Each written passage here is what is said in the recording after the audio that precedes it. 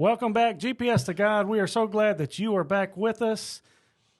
This is our first real episode in a while. We've had some outtakes. We've had some animal fights, or not animal fight, Noah's Ark tournament. But we're back with some real bread and butter GPS to God content. We're glad you're with us. You can email us, mailroom@gpstogod.com. Find us on Instagram. Check out the website, gpstogod.com, if you want to. Not a lot on there, but, go check it out. If you've been on it the last 6 months, probably still the same stuff. It is exactly the same. Nothing new. From saying that. Well, we try and keep it real with the people. If you're actually trying to get people to do it. If you have not seen the website, go look at it. If you have seen it, it's the same. You lost it. Yeah. But we do, it's got the most recent 3 episodes on there. So if that's where you go to pull your episodes and watch on YouTube, go check that out. But we are excited to go today. Daniel Sanders, Stefano Patterson, Ryan Gotro.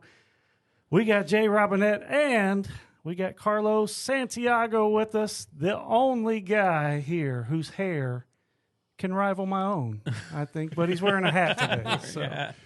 He has a strong hair game. I know he does. Yeah. He showed up with the hat, and I felt a little disappointment on the inside. But that's all right, because I get to keep it rocking for another week. Nobody knows. But There you go. Carlos, thanks for coming on. We got a room full of people here. Yeah, I'm excited. Only Thanks for one having has me. not been here before, and that's Carlos.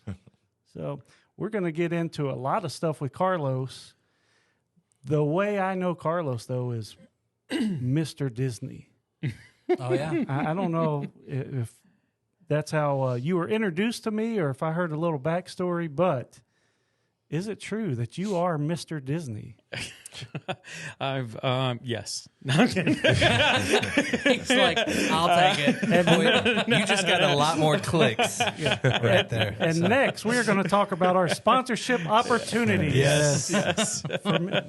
But Any water sponsors? We do. That would be good. But Carlos has done a lot of work with Disney. What is that? Like, what's some of the cool stuff you've done? Or maybe not cool stuff you've done? Yeah. Honestly, I've had a chance to do quite a bit of things now. One of them, the main one being Harmonious Live, which just finished. It's 1.5 year run or so at Epcot in Orlando. And that was a lot of fun. That had replaced the show that had been there for about 20 years, which was Wishes. And we thought it was going to go a lot longer, but it turns out that people weren't really fond of the Dr. Octopus, arms that were, just hovering over the bay all throughout the day, and then they would just light up for a half hour at night. And so, so that was fun. I've done stuff for Disney, Tokyo, stuff for the new cruise, done some stuff for Disneyland, Wonderful World of Color. I sang in the choir for that, and so it's been really cool to be able to do that, and just to be a part of that. What made you get into, I guess, Disney? I guess we need to That give a process, little bit of background for Carlos, too. Yeah. Musician, vocalist, great hair game. I mean, he has several things going. 3-time NBA champion. Yeah. I'm just kidding. On we interviewing for again? Right. Wrong path. that's in the Yahoo League and the ESPN League. But Carlos is multi-talented, so we're gonna get into a lot of cool stuff. But Yes. back to the story. Yes. Yeah. So Disney path. Yeah, it's funny. So Jay and I worked in Jacksonville at the same church before I moved here, and then and then shortly after he moved up here as well. And I had some friends that I toured with in a tenor group a few years ago, and he was very connected to Disney. And he had sang in Voices of Liberty. He had moved to Nashville. I think it might have been 10 years ago now, or over 10 years ago. and he began to do arranging and vocal contracting for a lot of choral anthems. So, and if you know a little bit about that, anything that might have been in the choral library at some point from, choir books that go out to churches, a lot of session singers in town sing for those things. So it could be Daywin Litlena's Word Music, which is no longer Lifeway. But a lot of the people that sing for those sessions have an extensive history of singing for Disney sessions as well. And so he was one of them. And he said, hey, if you ever move up here, I'll put you to work. And I was like, all right. And so I had a chance to be a part of that. And originally, the harmonious thing came about because the pandemic shut everything down, but they still had this show that they had to work on. And someone in LA was too scared to go to do a demo in studio. And so the producer and arranger of the show reached out to a friend, my friend David, his business partner, Laura Cooksey, amazing session singer as well. And she reached out to me and said, hey, would you like to do a demo? And so I said, yeah, sure. So they sent me the session. I did. They said, hey, here's what you need to do. It was probably around 60 seconds of music. And they said, here are all the phrases. I want you to do 5 stacks of each phrase. So what's a stack for a non-music person? So a stack is basically just do another take. So you need to do 5 different takes of each phrase. And so I did all of them, and then I sent them out. And they said, yeah, this is great. Thanks so much. And a little while later, they said, hey, we actually pitched this to the board for the show, and they really like your demo. We might end up using it. If we end up using it, we'll let you know. And so a little bit later, they called me, and they were like, hey, we're going to use your demo for the actual show, which is crazy because I was just sitting in my bedroom at home, with a little Scarlett interface, and a Bluebird microphone, and just Yes.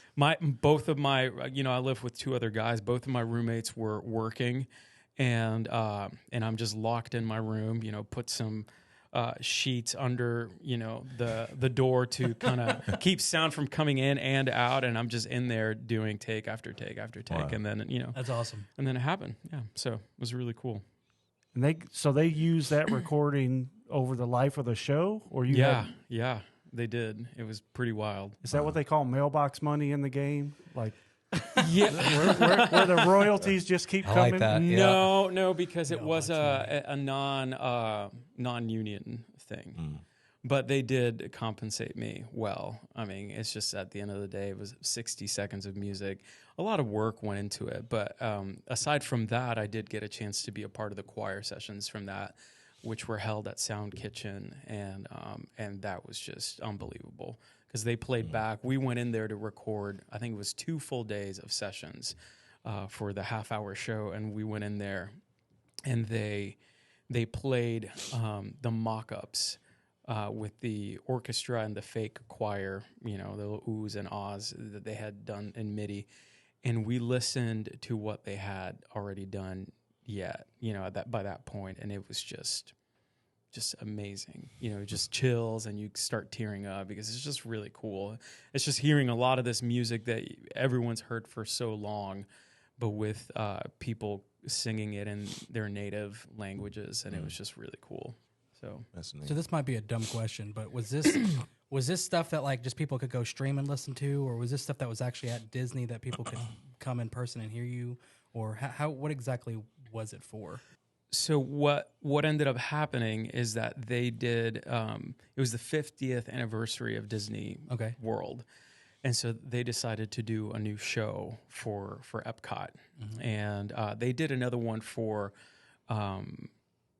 Magic Kingdom, but that I wasn't in that one. So we ended up doing the one for Epcot, and they did a premiere on YouTube one night of the fireworks show with audio. And I remember, because at the time I was working at my previous church and I was helping out with the youth. And so we finished youth, and I knew that it was about to be time. And and I had called my girlfriend and I said, hey, do you have it loaded up on the TV?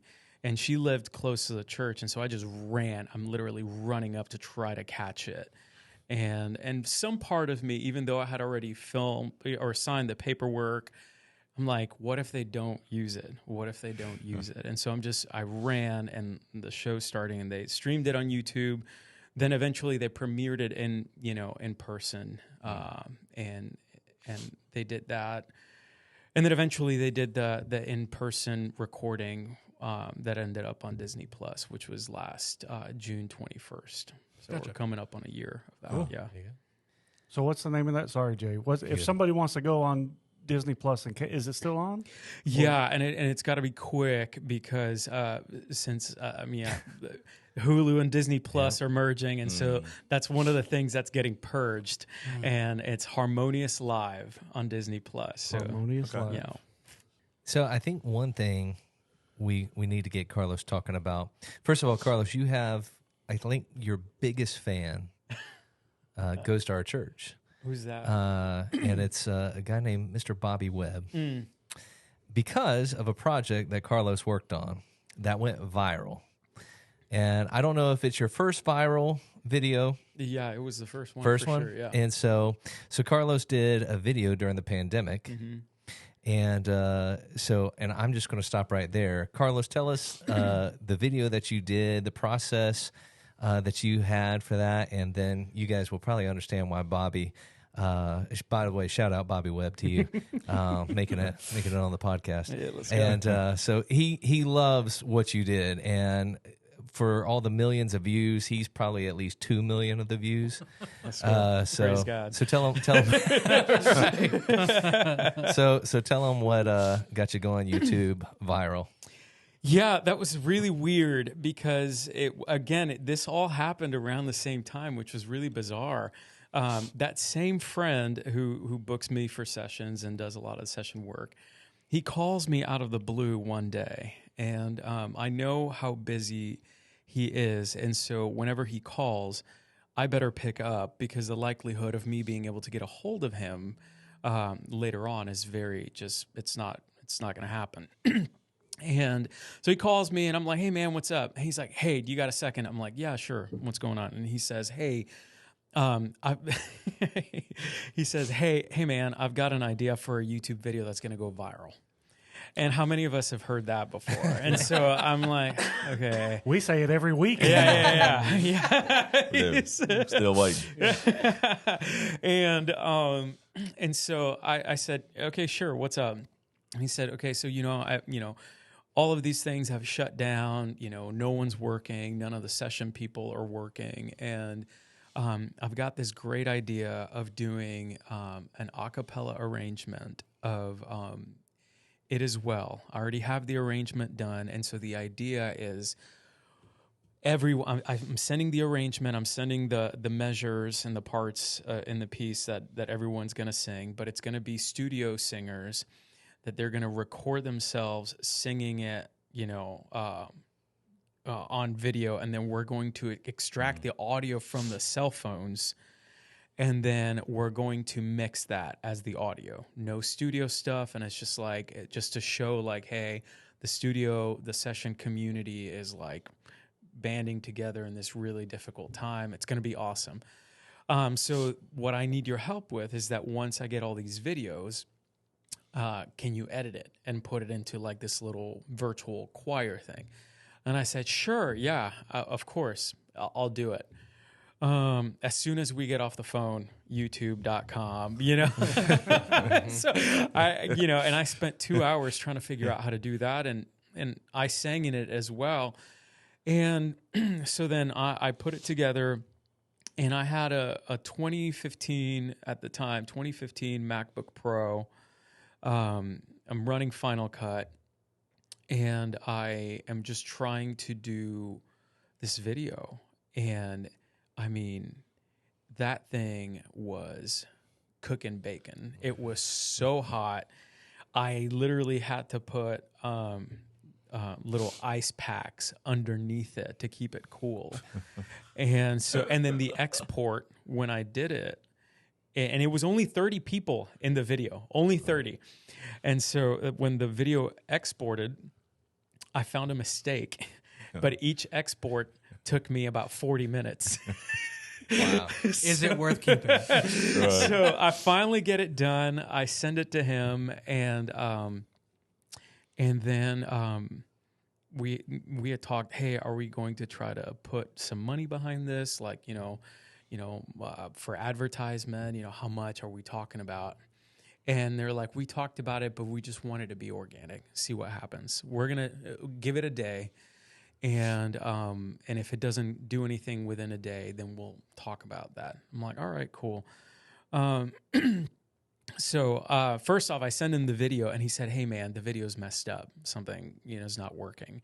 And I'm freaking out. I'm like, it played back perfectly for me. What's going on? And it's funny. I still have the original video on my phone. He said, hold on, let me see. I'm playing it on an old computer. See if it's, Oh yeah, sorry, my bad. I played it on my new computer. It works perfectly fine. My bad. So then, we put up the video and put a little message, and then next thing you know, it just starts going, and we put it on YouTube, and then we put it on Facebook, and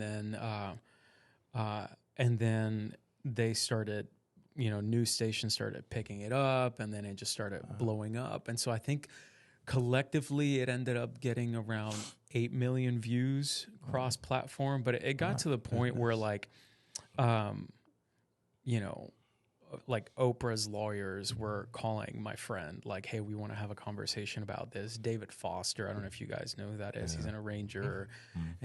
He called him, and very funny enough, he had said, hey, did you write this? Did you write this song? Oh my goodness. He's like, no, I did not. He's like, wow, it's just, great. And so, so it was just a really bizarre experience in which at that point I had done some minor video editing in just because of church work and just, necessity being the mother of all inventions as a former church worker and as all church workers here, y'all know what that's like. You just kind of have to get things done. And so that then just blasted open a door. And then next thing you know, a few weeks later, I've got Michael W. Smith's team calling me, hey, he's got this video that he needs you. Like, I need advice.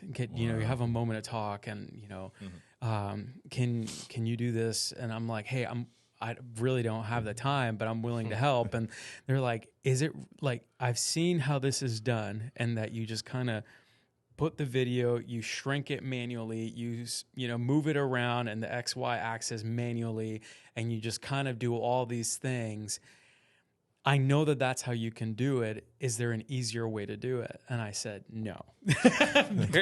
That's how I did it. And that's how it was done. And then later on, I think what was special about that was the fact that it was one of the first videos of that type where people were actually using not like professional audio, but just like pure audio from your cell phones that then they put together and an engineer, and everyone donated their time and talents. Nobody got paid for it. Which was amazing. And so the engineer, the mixing engineer, the mastering engineer, all that stuff, everyone donated their time. And so it was just something that was really special and something we could look back and just still be really proud of. Because now I part of what I do for a living is video editing too. So that just kind of ended up, funneling into a whole new passion that I didn't know that I had. So that was really cool. Final Cut, Carlos mentioned it. Editing software, editing program for videos and stuff. That's what we use right here on GPS to God. And Amen. Carlos, if you got any free time, we got a podcast you can edit every week. AI is going to take over. I'm ready for that part. We have a question from a fan. Question from a fan. Is it Bobby Will? Bobby It is Roby? Bobby Roby? This is from a friend of ours, a friend of the show, Miss Amanda Mundy. She wants to know if you get any perks from Disney since you were the voice of Disney. The voice of Disney. Oh gosh, Someone at Disney's watching this right now, going Yeah. like, he's getting stronger. It would be great if Disney made us blow up or if they got us canceled. Either way, that would yeah. be great. Yeah. Jesus, praise God, amen. He died for our sins, amen. Canceled. No, honestly, it was one of the smoothest operations that I've ever seen, and they were extremely kind when we did the Harmonious Live thing in person. They said, "Hey, we're going to get you a 1-day like VIP tour guide and pass, and and just let us know." And so I called my parents. And it so happened to be on Father's Day weekend. And so I just, my mom had just had knee surgery and, or she was about to have her second knee surgery. I don't remember. But so my parents and my sister came from Jacksonville, and they met me down there, and we were able to have dinner and then hang out the next day. And so then they show up to the park, and we had our own VIP tour guide, and which was unbelievable. First off, they gave us this guide. By the correspondence we received, we thought it was just going to be 1 day. And so imagine you're not expecting this. And, I've never really had anything like that. So I just felt a little bit awkward. Someone just being like tending to you hand and foot, like this really nice young man, super kind.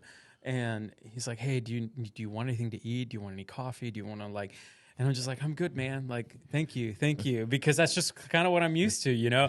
And so I had one of the people. He's like, "Hey, like, we paid for this. Use him," And I was like, "All right, bet," But the next day, they ended up getting passes for my family, and then it was just one of those things where, the new Guardians of the Galaxy ride had just come out. And it was like we went back through like secret walls and doors and whatever, straight to the front of the line at every ride, wherever. Pandora, if we wanted to get, on Flight of Passage, whatever. It was the most amazing thing.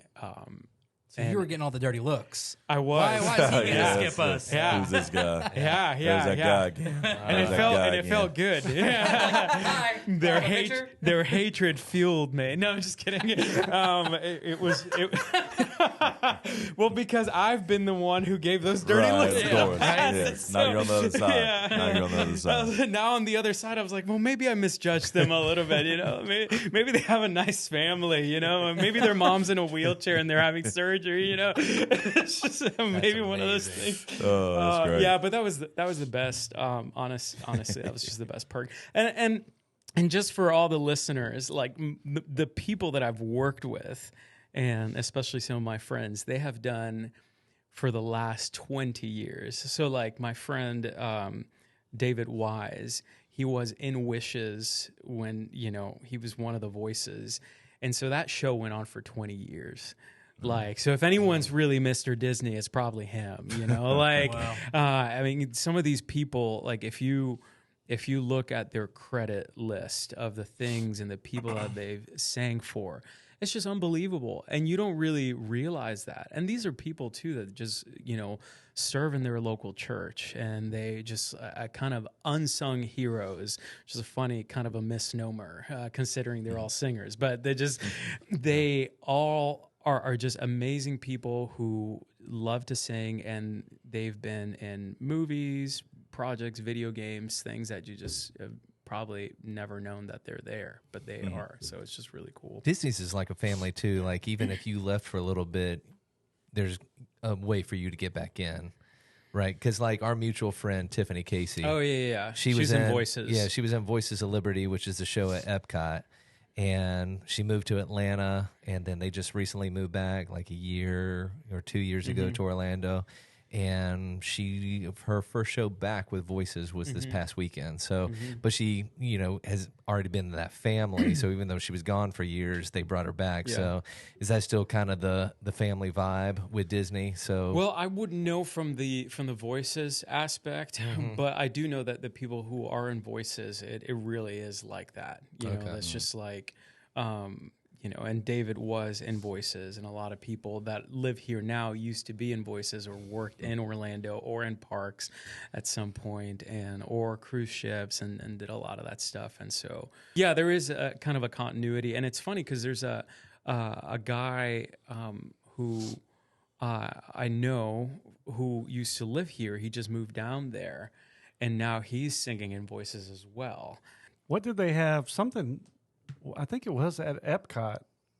They had a fire, like a mechanical dragon burned down not long ago at Disney. Yeah, I kind of heard something about that. What happened? I don't know what happened. Caught on fire. That's all I. You didn't do it, right? I didn't do it. Okay. Yeah. I've got alibis. Disney did a good job of keeping that under wraps. Yeah. Take my show off. I'll show you. Right? Exactly. But yeah, I saw that. That just a couple weeks back. Yeah. But what are you gonna do? Mm. You talked about session work some. For somebody who may not know what that is, what is session work? What's a session musician or vocalist do? Sure. So there's different types of session musicians.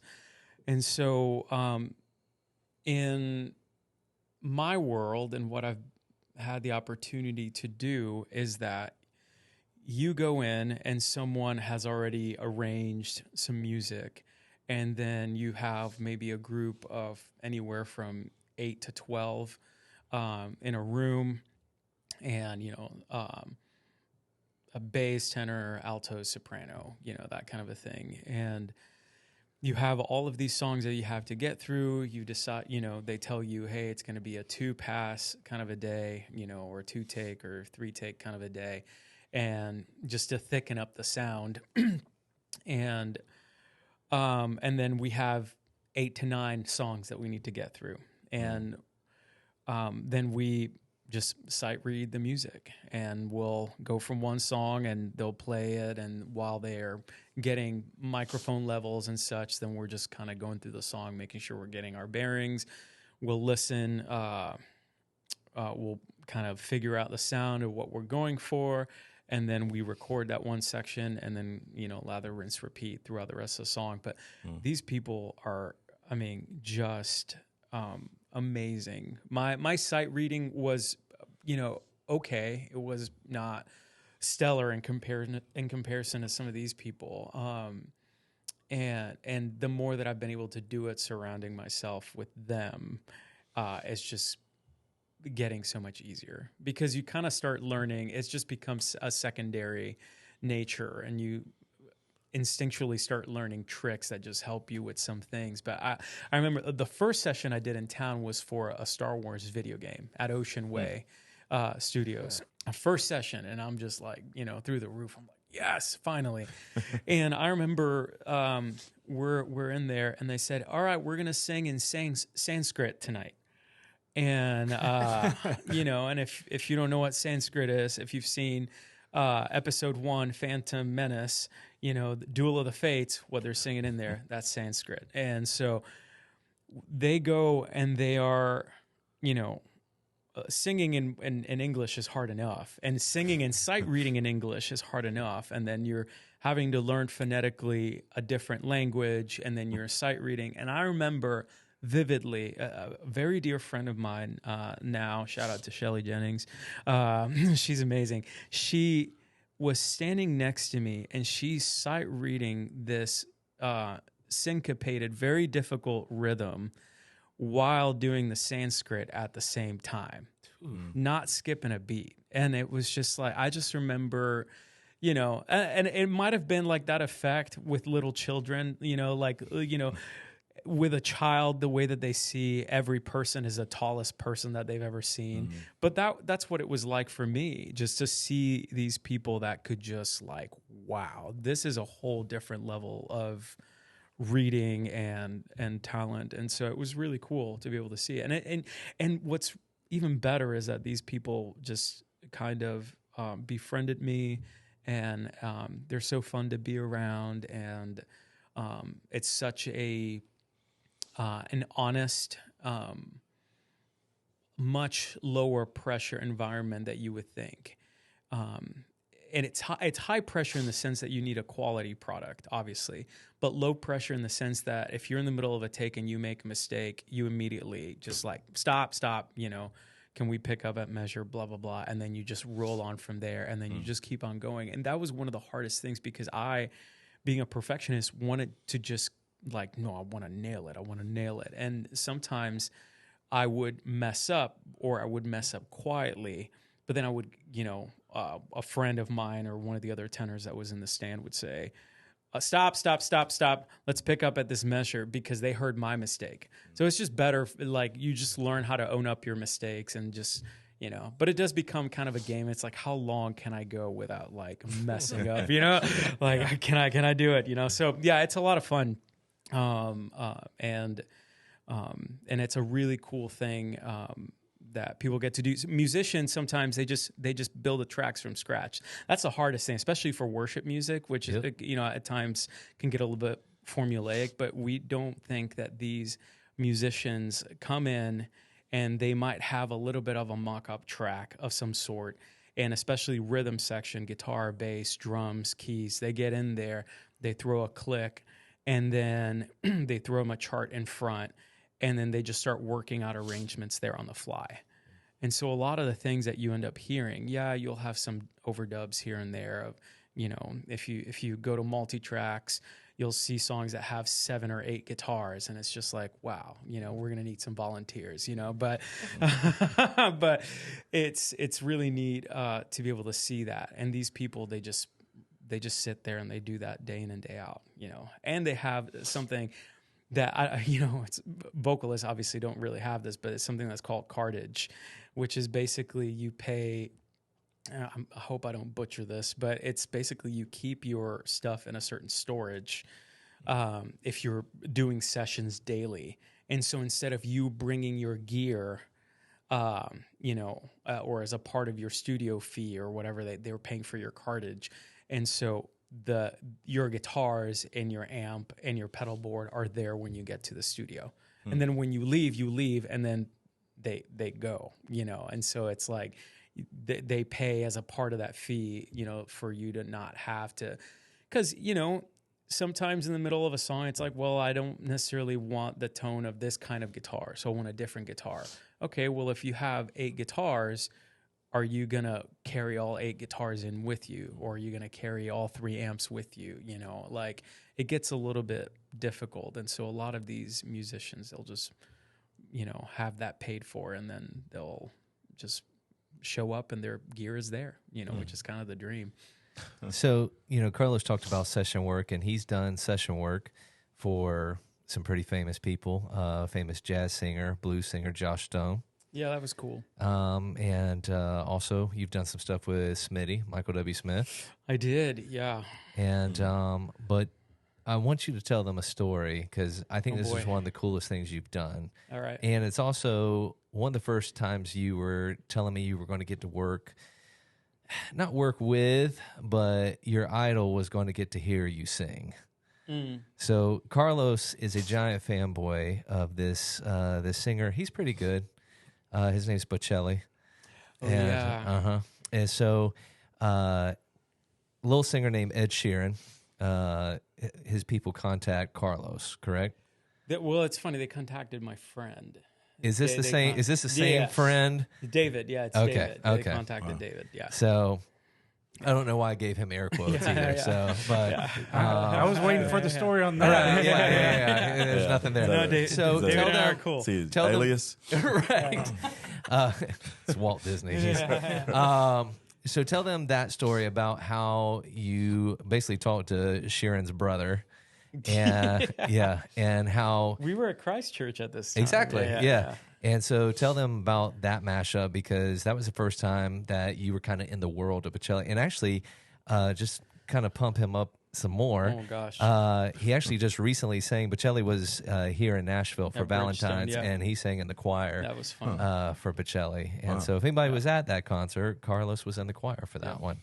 I was And- directly behind Bocelli, but about 30 feet back by the back wall of Bridgestone, And then far you- away from security, and then what country music award show was? Yeah. Carlos was one of the last people to sing with Naomi Judd. Yeah. So he was in that Yeah, choir. we But I'm were- getting far away from the tell us the Yeah. Ed Sheeran Bocelli story.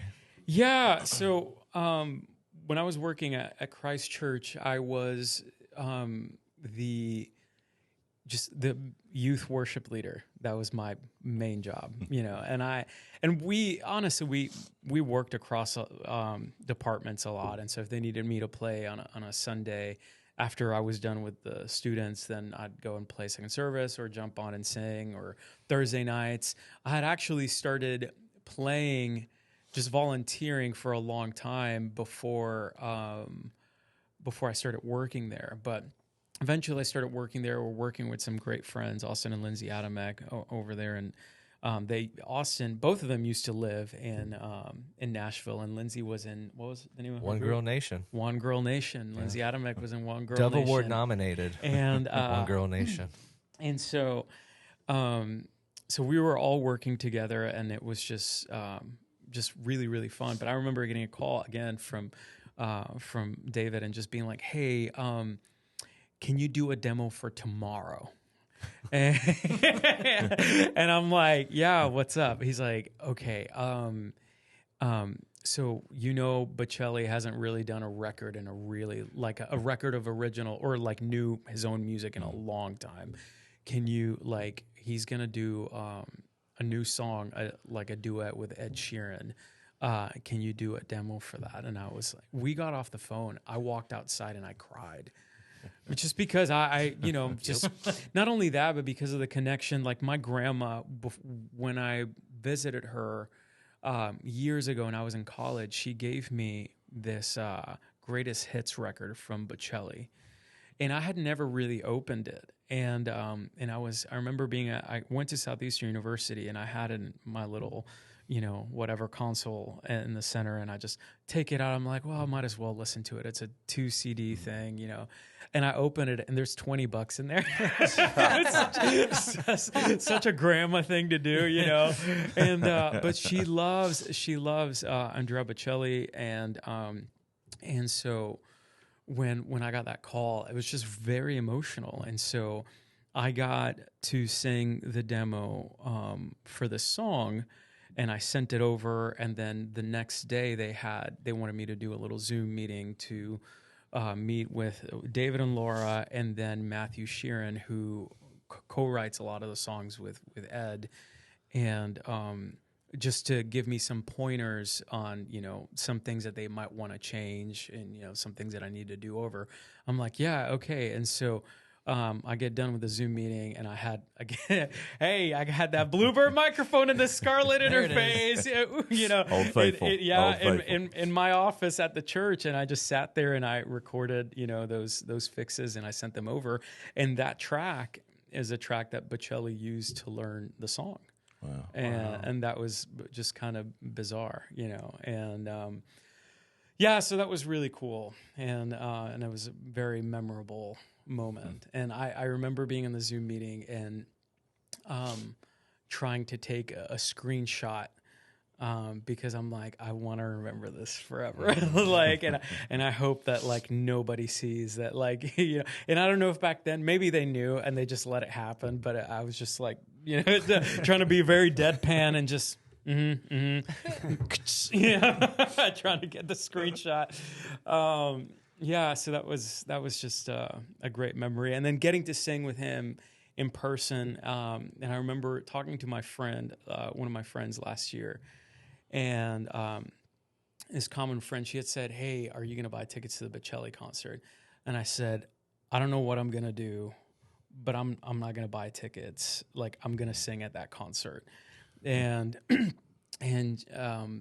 she said, "Well, yes, awesome." She was super supportive. And And as the time got closer, I was like, maybe I should buy tickets, because he had never been to Nashville ever, and so I'm like, if I miss this and I don't go see him, like I'm gonna be really bummed out, So I'm like trying to go in my car and look for pennies, Open up some CDs from Grandma. Yeah. I'm trying to open up some CDs. I'm having friendly children sell $10 candy bars at the gas station, for Jay, It's a whole nother story. Catch that one on the bloopers episode. Outtakes volume 4. But then a friend reached out and said, hey, we're gonna put together a choir to sing for this, do you want to be a part of it? And I was like, yeah, of course. And so when we got on stage, he first off, he sound checked one song, because of course, and but then when the concert started and you're back there, and I've been in Bridgestone. I've been in Bridgestone for the Sing Conference with the Gettys, and it's a large building. But when you're on stage and you're all the way in the back, and you just look up, and the place was packed. I don't think it was sold out, but pretty darn close. And you look out there, and sometimes in movies, when you look and that there's like CGI crowds, and that has that certain kind of look, it looked like it was CGI to my eyes, like just because there were so many people, and I just look up, and I'm like, what in the world is going on? And when he walked on stage and people started cheering, I just remember feeling my heart just beating, and I looked at my watch. And my heart rate was, I think, at 119 BPMs, just sitting there. Wow. And we hadn't even started singing. And I just nudged my friend, and I'm like, look. And he just kind of smiled at me. But it was just a great night. Yeah. What started you like singing? Did you start just singing like in church? Is that what got did your family? Did you come from singers? What impacted or what started you to sing? My entire family sings. So my dad sings, and he still serves in the worship team at his church. My mom sings. My sister sings. My grandparents, at least my grandma, sang. All my other grandparents have passed, but. And the one that's still with us, she sings the least, but everyone else sings. I grew up in church, and I started singing when I was 3. And I remember, just like any other family, I guess in the 90s, whether in the U.S. or in Puerto Rico where I grew up, like my parents traveled a lot from. So on Sunday nights, it wasn't uncommon for us to have a little sound system in the car, and we would travel to a church and sing at a church. And was it little in the 90s? Did they make little sound systems? I mean, that was all. Yeah. You definitely heard us coming.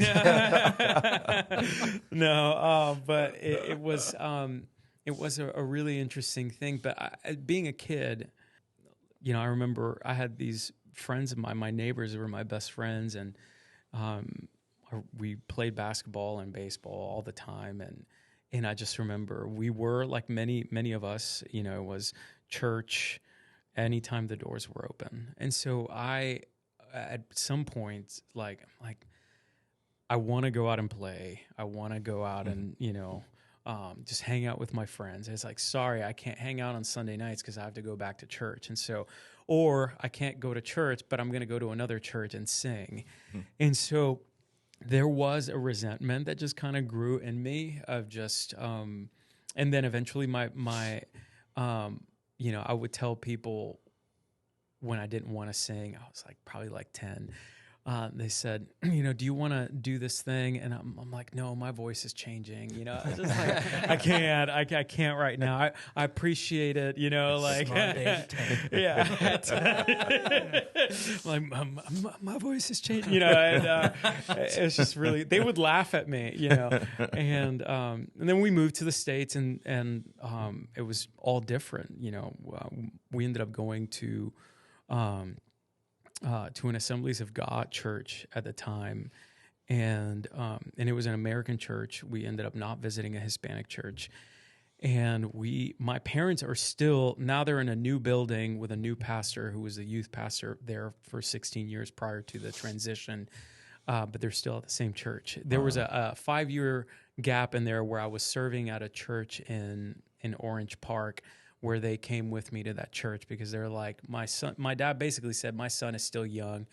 I want to like keep a close eye on him from a distance, you know, and just to make, basically, he's like, I just want to make sure that they don't beat him up too bad. And, but then after that, they returned. And, but yeah, everyone sang. And so we've been singing, you know, but when I moved to the States at the age of 13, no friends, didn't know anybody, new culture, you know, I was already bilingual by the time I moved here, but, still had a bit of an accent. And then, all of a sudden it just became music just became a refuge and a shelter. And I all of a sudden like singing again. And I remember, y'all know who Steve Green is, right? Steve Green? Yeah. You know who Steve Green is. Okay. Come on, guys. No one wants to say it. It's Sorry. okay. No, you can I say do it. not know. No, it's totally okay. I It's totally okay. I shook my head, but my microphone went out, I think. Yeah. All of us all of a sudden went mute. I'm lying. No. So he, you'll know this name, Sandy Patty. Yeah. So they often heralded him as the male Sandy Patty. I think they were born in the same year, but he was in that same era of the Hosanna music in the 80s, and he was just this huge tenor voice. A great testimony. Grew up as a missionary kid in Argentina, and then moved, back to the States, and has this beautiful story about how the Lord saved him and all that stuff. And then in his late 20s, he was like, I'm just going to dedicate my life to sharing the gospel through song. And so he was this great Christian operatic sounding tenor, and he still does ministry. I think he's in his mid 60s now, but I just I had grown up listening to him because he was also bilingual. So I grew up listening to his records, and our neighbor had told my dad, invited my dad over to, there was a church, was it called Deer Meadows Baptist? Yeah. And so, and it was literally right down the road from our house. And so we're like, Steve Green's going to be here. I'm so excited.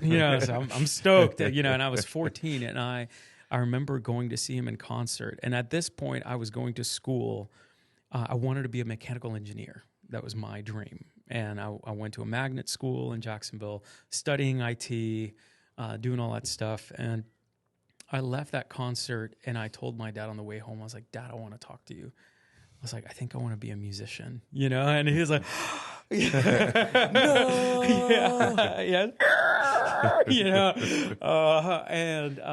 and he said, that just started the trajectory of my dad. He said, hey, I'll support you because I wanted to be a painter. And my dad said, you can't do it because you're going to starve. And he said, but if you're going to do this, you have to be good. He's like, because it is going to be extremely hard. And then from there on, he's like, he paid for every guitar lesson, and he was at every guitar lesson. He paid for voice training, then he encouraged me. I went to college and got my degree in voice, and like every performance, he was there with a tripod and a camera, and now with his cell phone, but on a skinny tripod, Y'all know those Amazon tripods that are like, 2 inches tall when compressed, and then it's just like, whoa, And that's just been it. And even a couple of days ago, I don't know if it was yesterday, the day before, he just texted me, and it was just very encouraging, still just pushing of just like, hey, like, I believe in you, doing this, whatever. And so it's just like really, really cool to have that. But yeah. That's cool. So your voice is a tool, obviously, that you use. And you talked about, you got a phone call, hey, I need you to record this tomorrow kind of thing. Have you ever been sick or had something wrong with your voice where you missed out on something that was fast like that? Yeah. There's been some stuff that I've just not been able to do. There were some Your sessions. voice was changing or something? Yeah, I texted him, I said, my voice is changing. Yeah. No, I had. There it is. All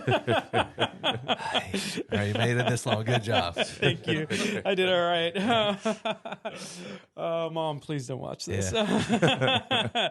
No, I had, I think, either a sinus infection or something, and I just had to call the day of. I had told, and I texted my friend, and I was like, hey, this is another guy who had booked me, and I said, hey, man, like, I'm sick.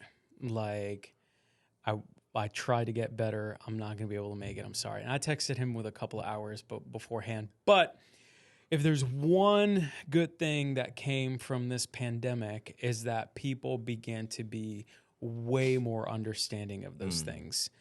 Yep. Beforehand, if you don't show up to a session, they've got their first call list of people. Like, here's my first call, and if you can't do it, then maybe, you're a couple of rungs down. And oftentimes, if you're a couple of rungs down and then they call you and then you don't do it, then you don't really get called again. And so this was one of those things that ended up working out for the good, because now if you're really sick that morning of, everyone's like, no, please don't show up sick. Yeah. Because back then it was like, oh, I've just got a little bit of a cough, and then you just show up.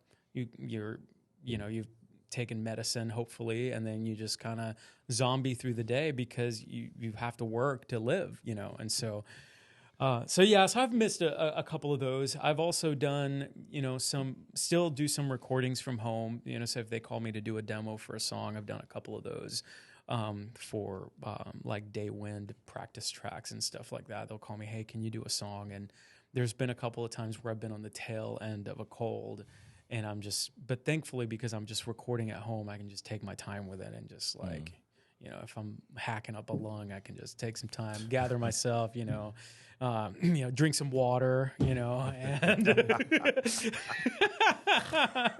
Hold on. What about the time? Didn't you get really sick in Illinois when you were doing a Christmas special up there? I'm trying to remember which time that was. Because I know you either called me or text me, and you were like super congested, had a fever. Oh, that was in Canada.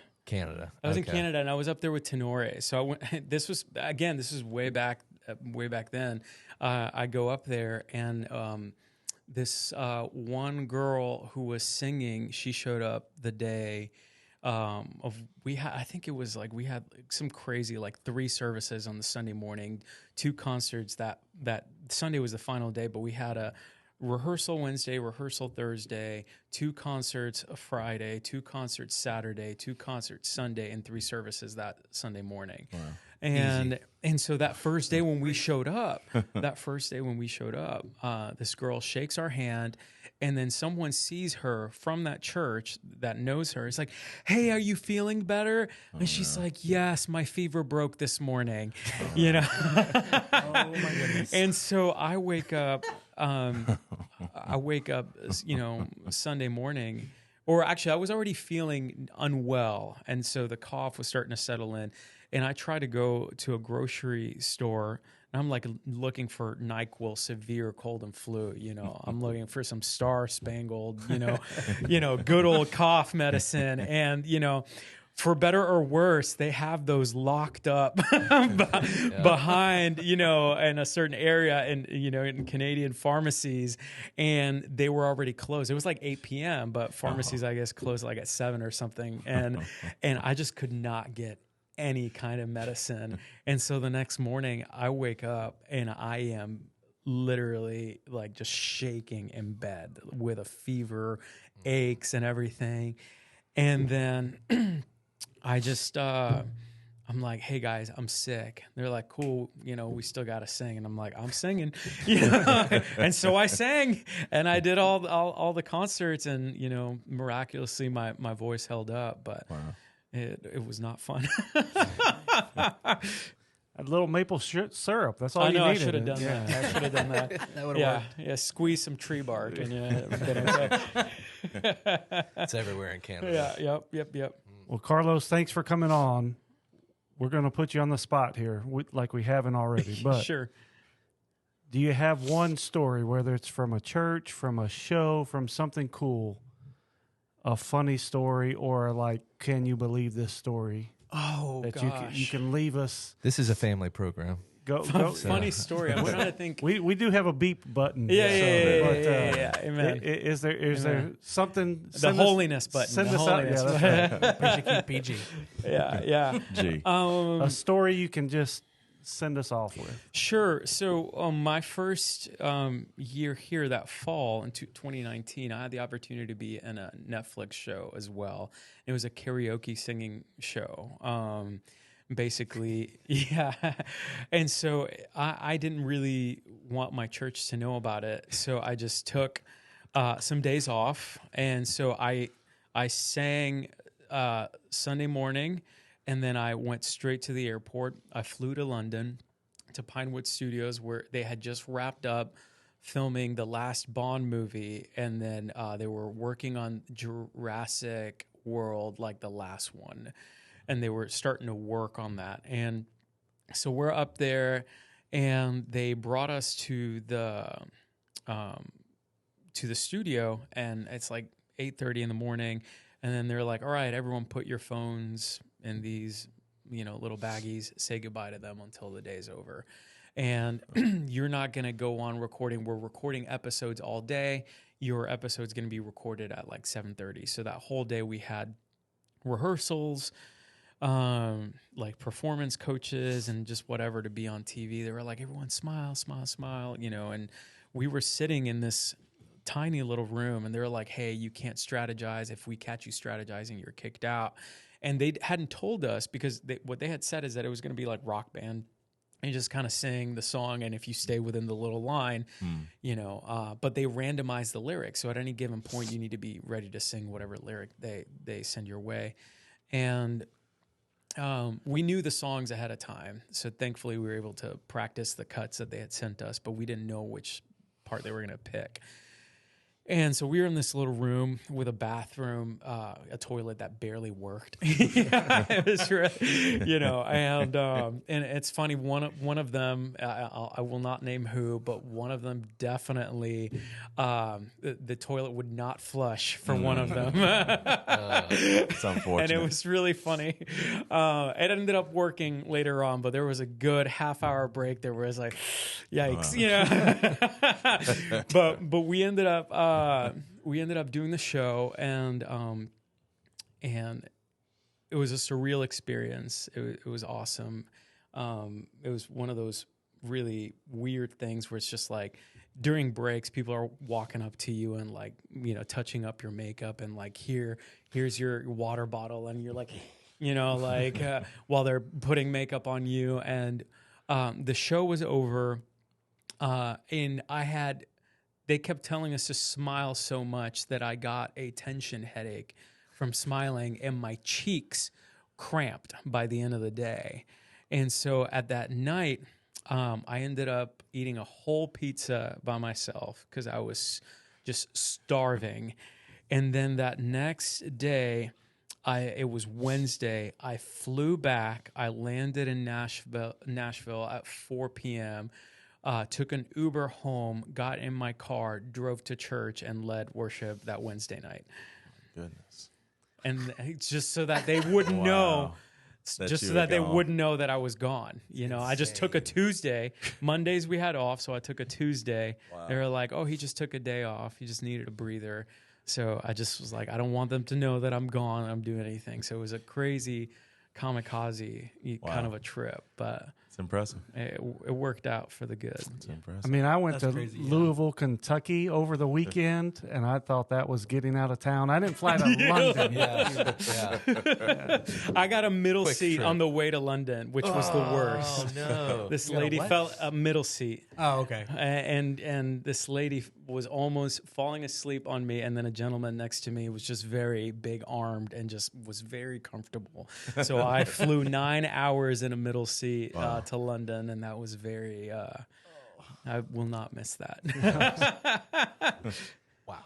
I flew to Europe one time. I was on the aisle. a friend of mine next to me, he's probably 6'1", and he was 260, 270.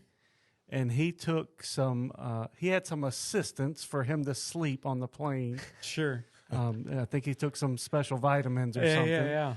But he was just like on me the whole time. So, I mean, this dude's head weighed 20 pounds or more. So I'm just, I mean, after a couple hours, I'm slinging his head off, and he, like a big bear, kind of. Well, 260, too furious. You know what I mean? Just like drops back on me. I'm like, dude, I didn't know he had taken something to sleep until after we landed. And he's, oh man, this is what I took. I was like, well, thanks. I appreciate that. And now a word from our sponsors. No, I don't know that we can get sponsored by that corporation. But we'll listen to all offers. Mailroom at gpstoguide.com. Brought to you by Ambient. So, let's see. Do you have a favorite Bible verse? I think it's Psalm 40, verse 8.